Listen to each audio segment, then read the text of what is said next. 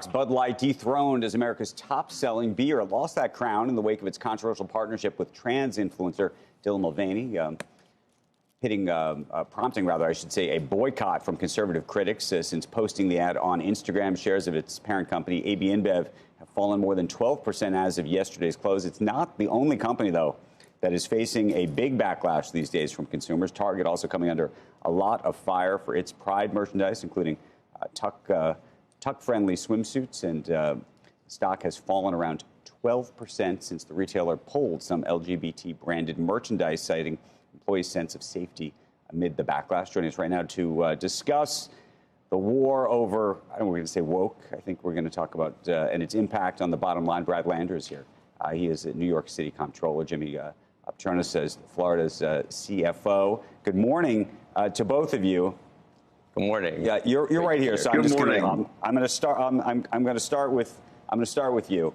I think there were a lot of companies, including Bud Light and Target, who thought they were doing the right thing, both for their consumers or for the country or just more broadly.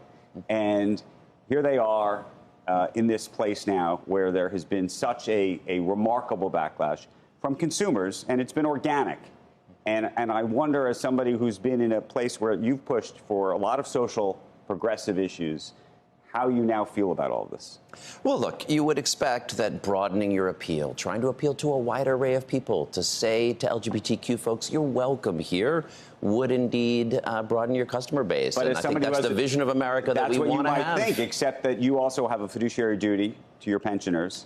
And here we are in a situation where that may not be true, what you just said. I mean, well, look, pension investing is different from selling customer goods. My job is a long-term one. A pension fiduciary is thinking about decades to come because teachers and cops and firefighters are going to be retiring. And 50, 60, 70 years from now, I've got to pay their pension obligation. So what that means to me is take a long-term strategy, not a short-term one. That's what I'm trying to do. And do you think then this is are you saying this is a long-term issue, or is it a blip in American culture? Boy, I hope it's a blip, but that's a different set of questions. When I say long-term risks, I'm thinking about what the long-term risks to the pension portfolio are. Right. Jimmy? Good morning. Good morning. I imagine you're on the other side of this than where Brad stands right now. You have companies, as I said, I think they did it with, at least with, I think, were good intentions. I mean, I don't think they were trying to create controversy.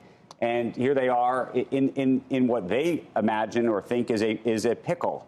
And they're getting pressure now, not just from consumers, but the other piece of it is they're getting pressure from the investment community. Sure. So here's the way I look at it. I grew up in the restaurant business for 30 years. My family's still in it. I can't ever divorce myself from a passion that I grew up in. I was at the restaurant the other day. I was talking to my brothers, and we were just talking shop. And look, and we feed everybody. I'm in the customer service business. Everybody's a customer. But I know this: where Bud Light was our #1 selling beer in the restaurant. We've got a big place, about 800 seats. In a week, we sold about 6 servings. So again, there's no demand for it. The customers are walking away from it. And I know I remember my college roommate had told me. He said, Jimmy says, never make a bad grade when you're in college because you'll be digging yourself out of the whole rest of the time you're there. And this is what's happened. InBev and Budweiser, they made a bad grade. They're digging themselves out of a hole right now, and it's going to be painful. It's going to be painful for a long time. They treated their customers like they were idiots. They forgot who their customer was. And at the end of the day, I'm a trustee over pensions. And all I know is if you create the resources that takes care of that retired firefighter that left New York and decided to settle in the villages because they left the tax hellhole that's up in that state, this is where they need to have peace of mind that the retirement funds are there. Again, poor decision by management. Heads should roll. I mean, I tell you, there's absolutely zero excuse at what InBev did because of the ripple effect. And you know what? The last thing, Andrew, that they're not talking about, I look at my poor route driver. These route drivers work for family-owned distributorships, okay? And they'll be committed to that company for 20 years. But now their #1 product, when they make that store delivery, is no longer selling. And they're having trouble pivoting that customer into something else because what's happening with Modelo, Coors Light, Miller Lite, and the others that are taking over that marketplace. So would you advocate, Brad, for heads to roll?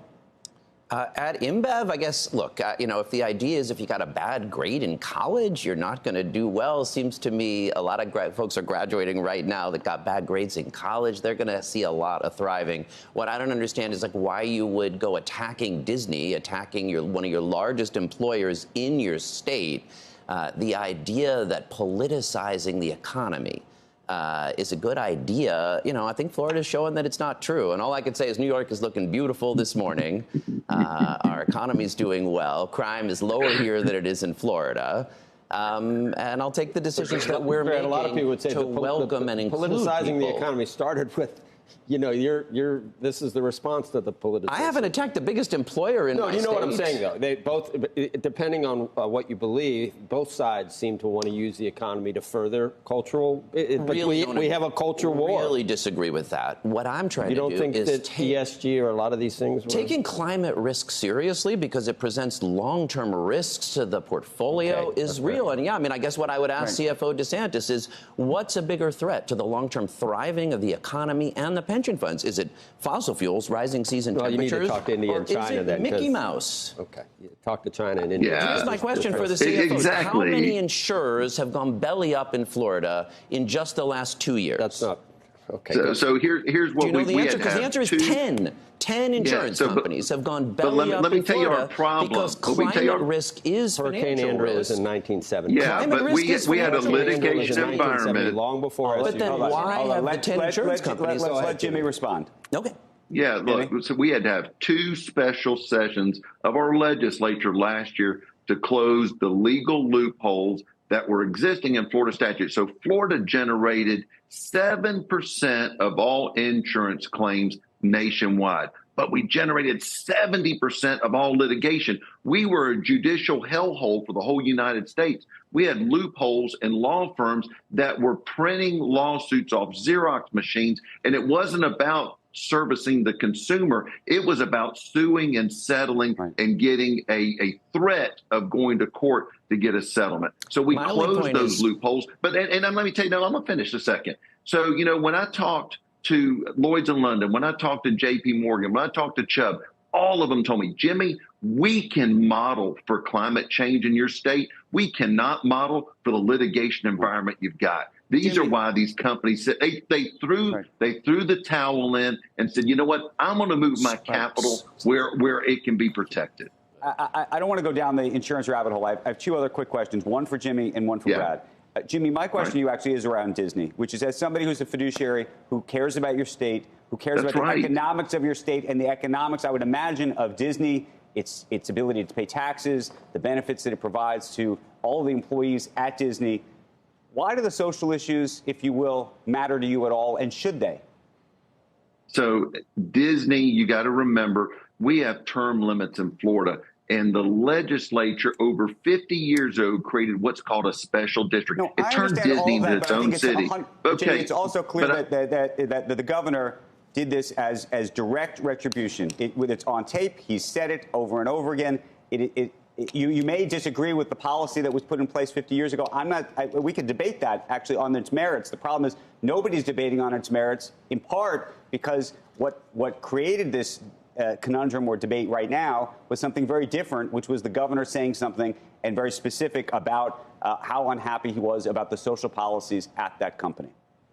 I think people that have carve-outs and start to bring attention to themselves stand a chance of losing their carve-outs. And this is exactly what Disney did. They engaged politically. They brought attention to the fact they had a carve-out because people started inquiring. So again, this was, whether you want to say Governor DeSantis retaliated on them on the position they took after the bill was signed, we're going to finger point on that all day long. But Disney doesn't have a DeSantis problem. Disney's got a Disney problem, okay? They should not have engaged the way they should have because they brought attention that I've got special privileges that nobody else in the state has. That creates jealousy, and that becomes a need for fairness.